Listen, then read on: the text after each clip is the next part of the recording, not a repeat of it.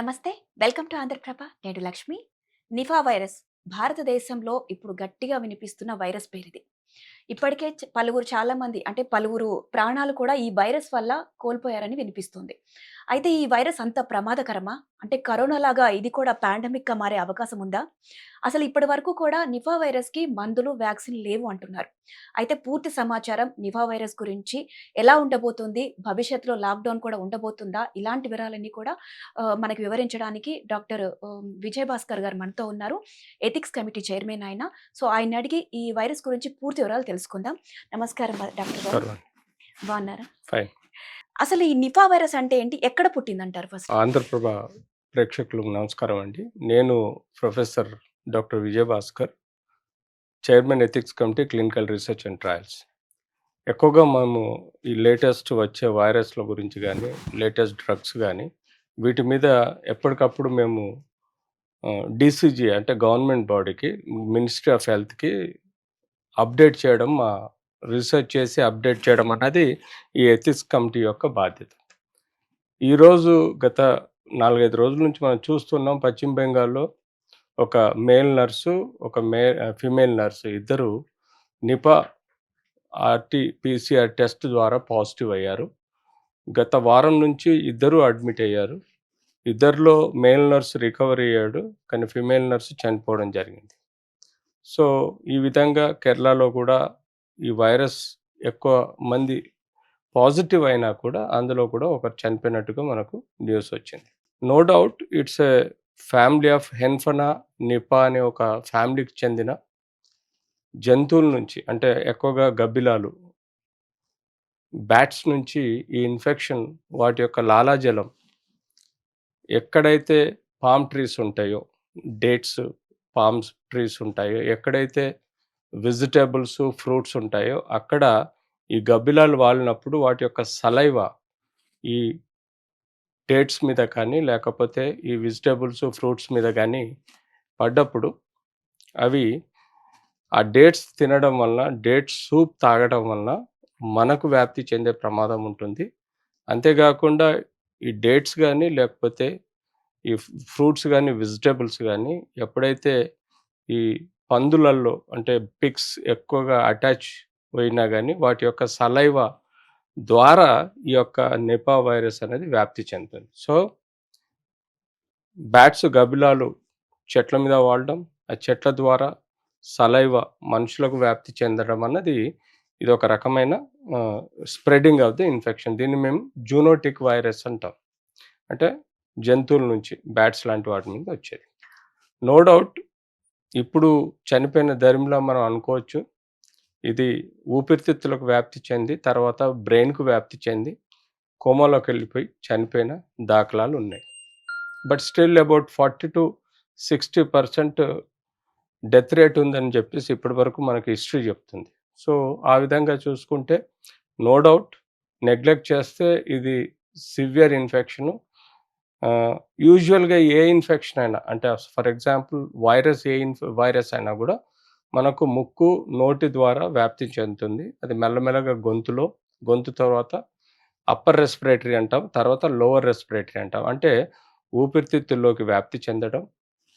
అక్కడి నుంచి క్రమేణా రక్త ప్రసారం ద్వారా ఇది బ్రెయిన్‌కెళ్ళడం. బ్రెయిన్‌లో ఇన్ఫెక్షన్ వచ్చేసిన తర్వాత ఎన్సెఫలైటిస్ అంటే మెదడువాపు వ్యాధిలాగా వచ్చి ఆ వ్యక్తిని కోమాటోస్‌లోకి, అంటే అన్‌కాన్షియస్‌లో నుంచి కోమాలోకెళ్ళిపోయి చనిపోయే ఆస్కారం ఉంటుంది. ఓకే. అయితే నిపా వైరస్ మనకి సోకింది అన్నప్పుడు ఎలాంటి లక్షణాలు కనిపిస్తూ ఉంటాయి? యూజువల్‌గా ఏ ఇన్ఫెక్షన్ అయినా గూడా మనకు సో కాల్డ్ ప్రపంచంలో ఎన్నో వైరస్‌లు చూసాము ఇప్పటివరకు. కొన్ని లక్షల వైరస్‌లుంటాయి. ప్రతి వైరస్ మన చుట్టూ తిరుగుతూనే ఉంటుంది. కొన్ని వైరస్‌లు మన బాడీలోకెళ్ళిన తర్వాత మన బాడీలో రోగనిరోధక శక్తి, ఇమ్యూనిటీ సిస్టమ్ స్ట్రాంగుంటే ఎదుర్కుంటుంది. మనకు తెలియకుండానే తనంతట తాను ఆ వైరస్‌ని నాశనం జేస్తుంది మన బాడీ. కానీ కొన్ని వైరస్‌లు మన రోగనిరోధక శక్తి బలహీనంగా ఉండటం, మన ఇమ్యూనిటీ బలహీనంగా ఉండటం వలన మనకు మన బాడీలో కొన్ని సమస్యలు ఏర్పడి తీవ్రత పెరిగే ఆస్కారం ఉంటుంది. సో, ఏ వైరస్ అయినా మనం నోటి గుండా గానీ, ముక్కు గుండా గానీ కళ్ళల్లో ఉండే నీటి ద్రవాల ద్వారా గానీ వ్యాప్తి చెందే అవకాశం ఎక్కువగా ఉంటుంది. అది ప్రపంచంలో ఇప్పటివరకు కొన్ని లక్షల వైరస్‌లున్నా, ఇది గూడా అదే దారిన వచ్చినప్పుడు ఇనీషియల్‌గా జ్వరము, బాడీ పెయిన్స్, దగ్గు, జలుబు, గొంతు నొప్పి. ఇది అప్పర్ రెస్పిరేటరీ సింప్టమ్స్ అంటాం. అంటే పైబడిన రెస్పిరేటరీ సిస్టమ్ యొక్క సమస్యల్ని మనకు బయటపెడుతుంది ఇనీషియల్‌గా. ఆ తర్వాత మెల్లగా లోవర్ రెస్పిరేటరీ ఇన్ఫెక్షన్స్ అంటే దగ్గులు, తుమ్ములు, చెమటతోటి పడడం, ఆయాసం పెరగడం, అక్కడి నుంచి సాచురేషన్స్ ఆక్సిజన్ లెవెల్స్ పడిపోవడం. ఇలాంటి సమస్యలు ఉన్నప్పుడు వాళ్ళు తప్పనిసరి పరిస్థితుల్లో హాస్పిటల్ అడ్మిట్ అయ్యి రెస్పిరేటరీ ఇంటెన్సివ్ కేర్‌లో వాళ్ళకి ఎమర్జెన్సీ ట్రీట్మెంట్ ఇవ్వాల్సిన అవసరం ఉంటుంది. యూజువల్‌గా ఏ ఇన్ఫెక్షన్ అయినా వైరస్ 14 రోజులు ఇంక్యుబేషన్ పీరియడ్ ఉంటుంది. అంటే మన బాడీలో ఆ వైరస్ 14 రోజులు ఉంటుంది. 14 రోజుల్లో సపోజ్ సెల్ఫ్ డిటర్మిన్ అంటే మన బాడీలో ఉన్న రోగనిరోధక శక్తి యొక్క యాంటిజెన్స్ అంటాం. యాంటిజెన్‌ని అంటే వైరస్ అనేది యాంటిజెను. రోగనిరోధక శక్తి తయారు చేసేది యాంటీబాడీస్. సో, యాంటీబాడీస్ ఈ యాంటిజెన్ నాశనం చేస్తాయి. అది 14 రోజుల్లో క్రమేణా ఆ వైరస్ మన బాడీలో నుంచి పోతుంది. కానీ ఎక్కడైతే నెగ్లెక్ట్ చేస్తారో అక్కడ రెస్పిరేటరీ ఇన్ఫెక్షన్స్ పెరగడం, దరిమిలా ఊపిరితిత్తులలో నంజు పెరగడం, ఆ తర్వాత ఆయాసం పెరగడం, తర్వాత సాచురేషన్ లెవెల్స్ పడిపోవడం.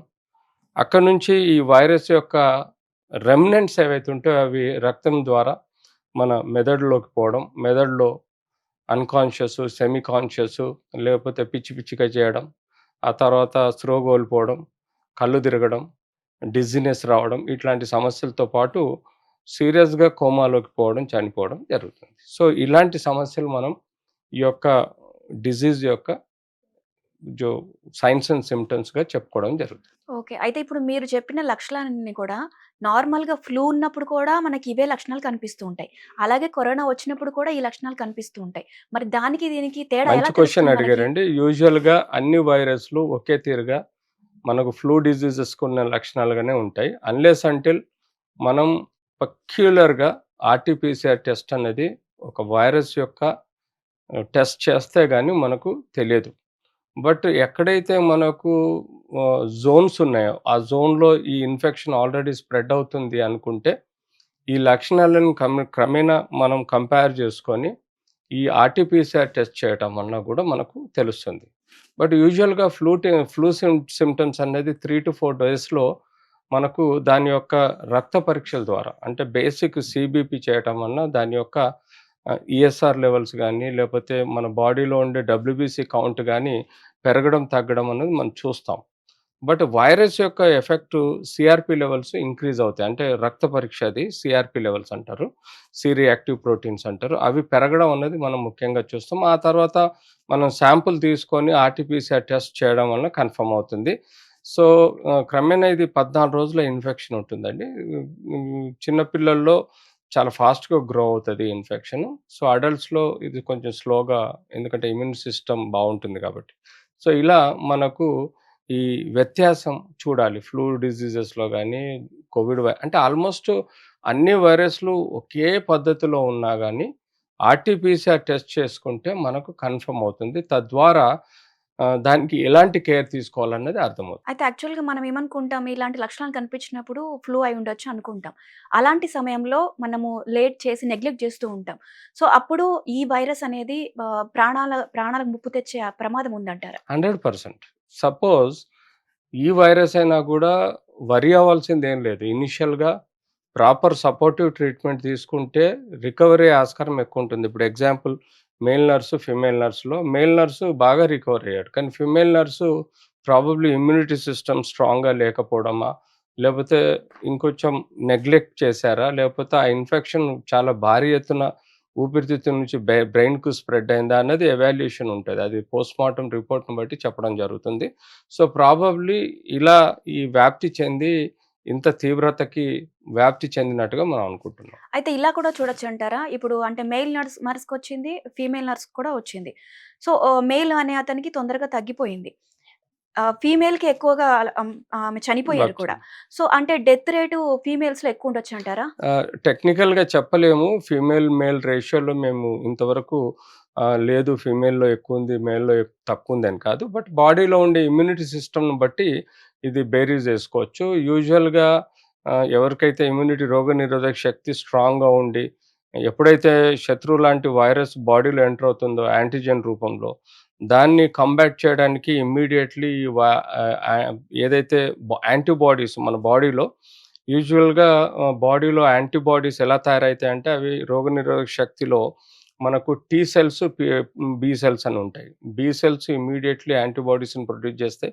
టీ సెల్స్ ఇదివరకు ఏదైనా ఇన్ఫెక్షన్ వచ్చిపోయుంటే అప్పుడు తయారైన యాంటీబాడీస్‌ని ప్రొడ్యూస్ చేస్తాయి. సో, ఇలా ఈ బి సెల్స్ అనేది మనం యాంటీబాడీస్ స్ట్రాంగ్‌గా ప్రొడ్యూస్ చేసినప్పుడు రికవరీ అవ్వడానికి ఛాన్సెస్ ఎక్కువగా ఉంటాయి. సో, ప్రాబబ్లీ ఆ మేల్ నర్స్‌లో ఇలాంటి యాంటీబాడీస్ బాగా ఉద్భవించి, లేకపోతే రోగనిరోధక శక్తి బాగా స్ట్రాంగ్‌గా ఉండి, ప్రాబబ్లీ మేల్ నర్స్ రికవర్ అయ్యుంటాడు. అదే ఫీమేల్ నర్స్‌లో ప్రాబబ్లీ రోగనిరోధక శక్తి తక్కువుండొచ్చు, లేపోతే కొంత ఇగ్నోరెన్స్ ఉండొచ్చు, కొంత నెగ్లెక్ట్ ఉండొచ్చు. సో, ప్రాబబ్లీ అది సీక్వెన్స్‌లో ఒక ఆర్గాన్ నుంచి ఇంకో ఆర్గాన్‌కి వ్యాప్తి చెందడం చాలా ఫాస్ట్‌గా వ్యాప్తి చెందుండొచ్చు. కొంచెం మేల్స్‌లో జనరలైజ్డ్ పర్సనాలిటీ ఎట్లున్నది, దాన్ని బట్టి ఫీమేల్స్‌లో ఎంత వీక్‌నెస్ ఉన్నది, దీన్ని బట్టి గూడా ఈ ఇన్ఫెక్షన్ ఒక ఆర్గాన్ నుంచి బ్రెయిన్ ఆర్గాన్ వరకు ట్రాన్స్‌మిట్ అయ్యి, ఇన్ఫెక్షన్ స్ప్రెడ్ అయ్యి, అలా క్రిటికల్‌గా మారి చనిపోయే ఆస్కారం గూడా ఒకటి ఉంటుంది. అయితే ఇక్కడ ఇంకో పాయింట్ ఏంటంటే మెయిల్ నర్స్ చనిపోవడానికి ముందు అంటే ఆవిడ కోలుకున్న తర్వాత చాలా రోజుల తర్వాత ఆమెకి హార్ట్ ఫెయిల్ అయి చనిపోయారు. అంటే హార్ట్ అటాక్ వచ్చి చనిపోయారు అంటున్నారు. అంటే ఆవిడ తీసుకున్న ట్రీట్మెంట్ వల్ల, ఆ మెడికేషన్ వల్ల చనిపోయిందంటారా? ఎఫెక్ట్ అప్పుడు చూపించిందంటారా? ఎనీ డెత్ డిక్లేర్ చేసే ముందు అది కార్డియాక్ కారణం వల్లనే చనిపోతారు ఎవరైనా. 99% ఒక 1-2% సెకండరీ రీజన్స్ ఉంటాయి. సో, ఇందులో ప్రైమరీ రీజను వైరస్ వలన ఊపిరితిత్తులు, బ్రెయిన్ అయినా గూడా secondary reason of death is cardiac arrest అండి. సో, అబ్సల్యూట్‌లీ మనం వైద్యంలో తేడా అన్నది చెప్పుకోవడానికి మనకు ప్రాపర్ డాటా మన దగ్గర లేదు. బట్ టెక్నికల్‌గా మనం మాట్లాడుకుంటే ఇది ప్యూర్‌లీ ఈ యొక్క యాంటీబాడీస్ బాడీలో రోగనిరోధక శక్తి కెపాసిటీ ఇమ్మీడియేట్‌లీ వైరస్ మన బాడీలో ఎంటర్ కాంగానే వితిన్ 7-14 డేస్ లోపల ప్రాపర్‌గా యాంటీబాడీస్ రోగనిరోధక శక్తి యొక్క యాంటీబాడీస్ యాక్ట్ అయ్యి ఉండుంటే ప్రాబబ్లీ ఆ ఫీమేల్‌లో రికవరీ ఛాన్సెస్ బాగుండొచ్చు. ప్రాబబ్లీ ఒక రోగనిరోధక శక్తి వీక్ ఉండడం, రెండోది కాంప్లికేషన్స్ తొందరగా కొంతమందిలో డెవలప్ అయితాయి. అలాంటి కాంప్లికేషన్స్ ఈ ఫీమేల్ నర్స్‌లో ఎక్కువగా డెవలప్ అయ్యి ఫాస్ట్‌గా బ్రెయిన్ వరకు సోకడం, అక్కడి నుంచి వెంటిలేటర్ మీద పోయి హార్ట్ అటాక్‌తో అంటే చివరన ఏవైనా గూడా డెత్ డిక్లేర్ చేయడం అంటే హార్ట్ స్టాప్ అయినప్పుడే డెత్ డిక్లేర్ చేస్తాం. కాబట్టి మనం అనుకునేదేంటంటే హార్ట్ వలన చనిపోయిందనుకుంటాం. ఆబ్వియస్‌గా మల్టీ ఆర్గన్ ఫెయిల్యూర్ నుంచి హార్ట్ ఫెయిల్యూర్ అయింది కాబట్టి చనిపోవడం జరిగింది. ఓకే. అయితే ఇక నిపా వైరస్ అంటువ్యాధే అంటారా? ఇది అంటువ్యాధి కాదండి. ఇది హ్మ్. టెక్నికల్‌గా ఒక మనిషి నుంచి ఇంకో మనిషికి అందేది కాదు. ఇది దీని సలైవా ఈ సూప్ తాగడం వలన, లేకపోతే ఈ పందులు ఎప్పుడైతే పిగ్స్, బ్యాట్స్ యొక్క సలైవా లాలాజలం ఈ యొక్క తినే బ తినే వెజిటబుల్స్ గానీ, ఫ్రూట్స్ గానీ, లేకపోతే డేట్స్ ఫ్రూట్స్ కానీ వీటి మీద పడ్డప్పుడే ఇది ఎవరైతే మనుషులకు స్ప్రెడ్ అవుతుందో అది వాళ్ళు తీసుకోవటం వలన స్ప్రెడ్ అవుతుంది గానీ, హుహు. ఒక మనిషి నుంచి ఇంకో మనిషికి స్ప్రెడ్ అయ్యే అవకాశం లేదు. ఓకే. ఇది గాలి ద్వారా గానీ, లేపోతే ఊపిరి ద్వారా గానీ, లేపోతే దీని వలన ఉండదు. కేవలం వాటి యొక్క బ్యాట్స్ యొక్క గబ్బిలాల యొక్క డ్రాప్లెట్స్ వల్లనే ఇన్ఫెక్షన్ స్ప్రెడ్ ఓకే. అవుతుంది. అంటే ఒకరి నుంచి ఒకరికి ఒకరికి వ్యాప్తి చెందదు. హ్యూమన్ టు హ్యూమన్ లేదు. ఓకే. అంటే మనం ఫ్లూ అంటున్నాం గదా! సో, ఫ్లూ టైపే కాబట్టి ఆ రకంగా వ్యాప్తి చెందే సింప్టమ్స్ అవకాశం లేదు. Symptoms flu type. Okay. But వ్యాధి ఫ్లూ టైప్ కాదు. ఆహాహా! లక్షణాలు ఫ్లూ టైప్ కనపడతాయి. హుహు. బట్ ప్రక్రియ అన్నది ఫ్లూ టైప్ కాదు. హుహు. సో, ఫ్లూ ప్రక్రియ వేరు, దీని ప్రక్రియ వేరు. ఓకే. సో, టెక్నికల్‌గా మనం మాట్లాడుకుంటే అన్ని వైరస్‌లకు మనకు జలుబు లాంటి సింప్టమ్స్, సైన్స్ కనబడతా ఉంటాయి. హుహు. But unless until proved with a diagnostic tool we cannot say that అది same disease or different disease. అంటే ఇప్పుడు కరోనాకి, నిపా వైరస్‌కి తేడా ఏంటంటారిక్కడ? టెక్నికల్‌గా చూస్తే corona virus human to human spread అయ్యేది ఆస్కారం ఉంటుంది. ఈవెన్ మనము డస్ట్ చేతులు పెట్టిన చోట గూడా మనకి ఇన్ఫెక్షన్ వచ్చే ప్రమాదం ఉంటుంది. క్లోజ్డ్ రూమ్‌లో ఉన్నప్పుడు గూడా ఇన్ఫెక్షన్ వచ్చే ప్రమాదం ఉంటుంది. సో, టెక్నికల్‌గా ఈ ఇన్ఫెక్షన్ అలా కాదు. ఈ ఇన్ఫెక్షన్ హ్యూమన్ టు హ్యూమన్ రాదు. ఒక ఎన్విరాన్మెంట్‌లో ఎరోజల్ అంటాం. ఎరోజల్ అంటే మన తుంపర్లు ఈ గాలిలో తిరిగినప్పుడు ఇక్కడ ఉండే వ్యక్తులందరికీ ఇన్ఫెక్షన్ రావచ్చు. కానీ దీనితోటి మనకు నిపా వైరస్ అట్లాంటిది కాదు. కోవిడ్ వైరస్ అట్లాంటిది. సో, అది మేజర్‌గా. రెండోది వైరస్ యొక్క వ్యాప్తి చెందడం వితిన్ 7 డేస్‌లో చాలా సివియారిటీగా వ్యాప్తి చెందుతుంది కోవిడ్ వైరస్. సో, మన నంబర్ ఆఫ్ కేసెస్ స్ప్రెడ్ అవ్వడం, రేషియో స్ప్రెడ్ అవ్వడం 1:9 అంటే ఒక ముగ్గురికి అంటించడానికి వితిన్ సెకండ్స్, నిమిషాల్లో అయిపోతుంది. సో, అలా కొన్ని వేల కోట్ల మందికి మనకు ఆల్మోస్ట్ 700 కోట్ల మందికి ఇన్ఫెక్ట్ అయినట్టుగా భావిస్తున్నాం మనం ప్రపంచంలో.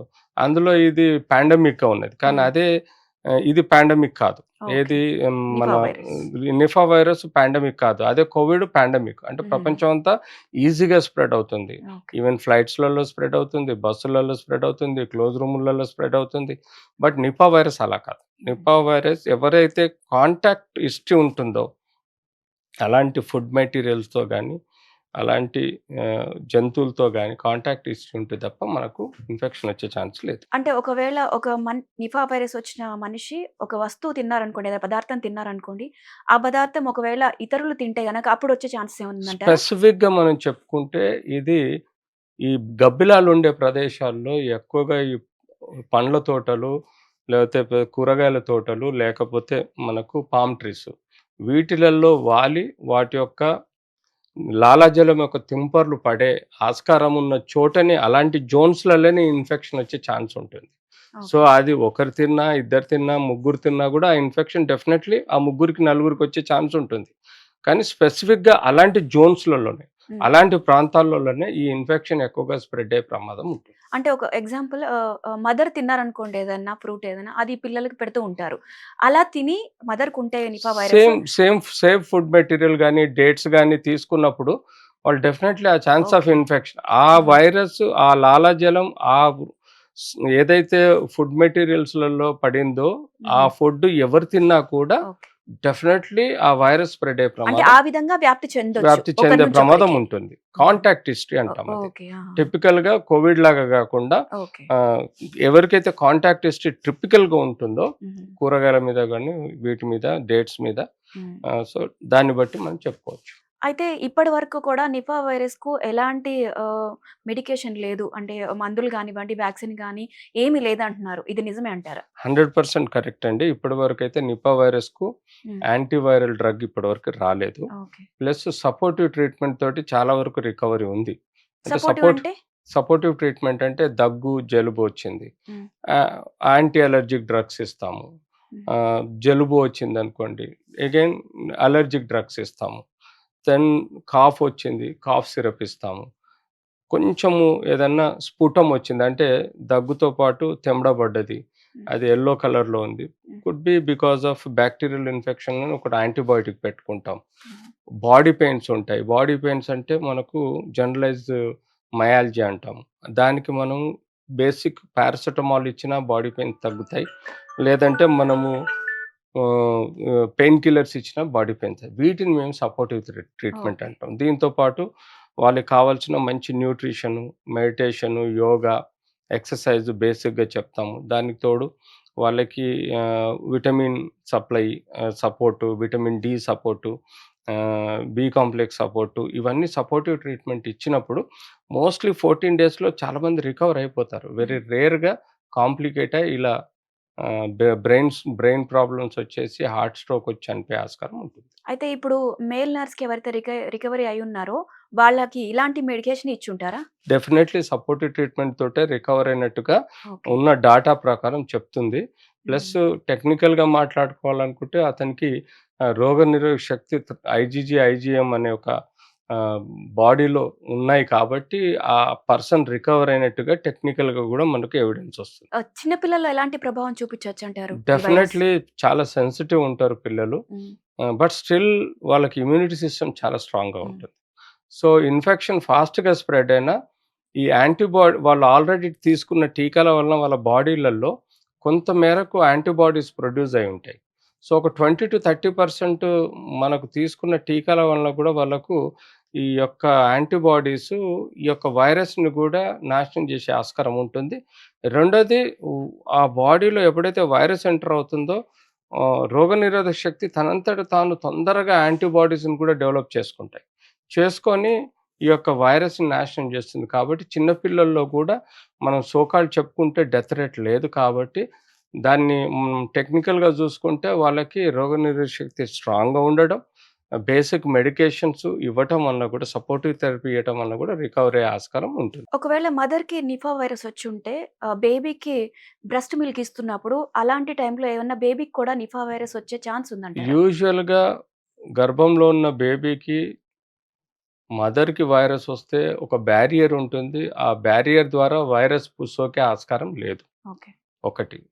రెండోది ఎక్కడికైతే మిల్క్ జెప్పారో మిల్క్ కూడా దానిలో వైరస్ అంటూ ఉండదు.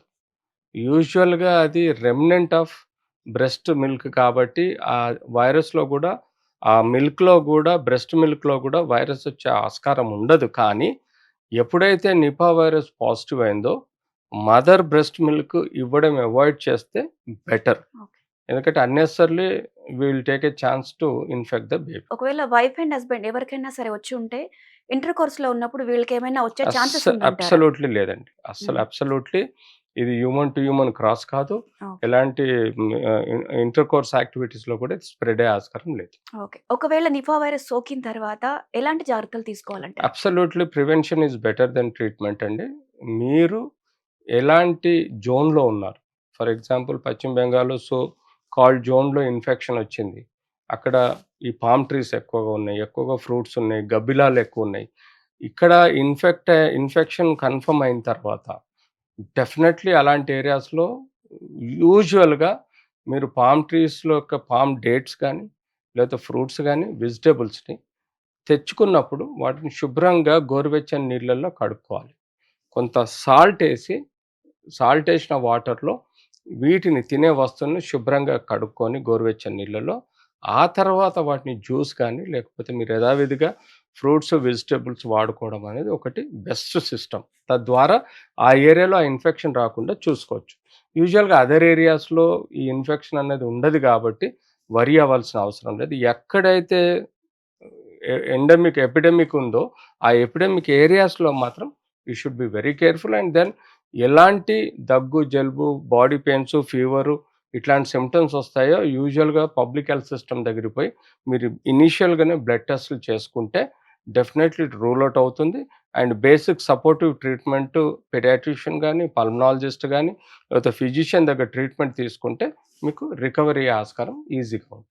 ఓకే. అలాగే చూసుకున్నట్లయితే వృద్ధుల్లో కూడా ఒకవేళ ఈ వైరస్ వ్యాప్తి చెందితే ఎలాంటి జాగ్రత్తలు తీసుకోవాలి వాళ్ళు? వాళ్ళకి ప్రభావం ఏ విధంగా చూపిస్తుంది? యూజువల్‌గా above 45 BP, sugar, cancer diseases ఎన్నో రకాల కిడ్నీ సమస్యలు, లివర్ సమస్యలు సతమతమయ్యే వృద్ధులుంటారు. సో, అలాంటి వాళ్ళలో రోగనిరోధక శక్తి కూడా చాలా వీక్‌గా ఉంటుంది. వాళ్ళలో యాంటీబాడీస్ ప్రొడ్యూస్ అయ్యే ఆస్కారం తక్కువుంటుంది. అలాంటప్పుడు మీరు చాలా ఐసోలేటెడ్‌గా ఉండాలి. ఇలాంటి జోన్స్‌లో ఎప్పుడైతే ఉంటారో ఆ జోన్స్‌లలో ఉన్నప్పుడు కేర్‌ఫుల్‌గా ఇప్పుడు చెప్పినట్టుగా ఫ్రూట్స్ గానీ, వెజిటబుల్స్ గానీ ఏవి వాడినా కూడా చాలా శుభ్రంగా గోరువెచ్చని నీళ్ళతోటి కడుక్కొని, ఇంత సాల్ట్ ఏసుకొని కడుక్కొని తీసుకోవాలి.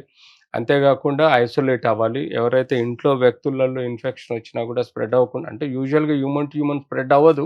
బట్ ఇలాంటి సలైవా ఎక్కడైతే డైరెక్ట్ ట్రాన్స్‌మిట్ అయితదో అక్కడే కాబట్టి ఐసోలేట్ అవ్వడం, ప్రాపర్ కేర్ తీసుకోవడం, ఫుడ్ మెటీరియల్స్ ప్రాపర్‌గా కేర్ తీసుకోవడం, చిన్న దగ్గు, జలుబులొచ్చినా కూడా ప్రాపర్ కేర్ తీసుకొని సపోర్టివ్ ట్రీట్మెంట్ తీసుకుంటే కూడా ఇంకెక్కువగా యంగ్ కన్నా వృద్ధులు ఎక్కువగా కేర్ ఎందుకు తీసుకోవాలంటున్నా అంటే వాళ్ళ బాడీలో ఉండే రోగాలను బట్టి కూడా ఉంటుంది. ఓకే. అయితే మిగతా అలవాట్లేవైనా సిగరెట్, మందు, పాన్ పరాగ్ ఇవి ఉన్న వాళ్ళకి అటాక్ అయితే 100% ఎలా యెస్. ఉంటుంది? యెస్.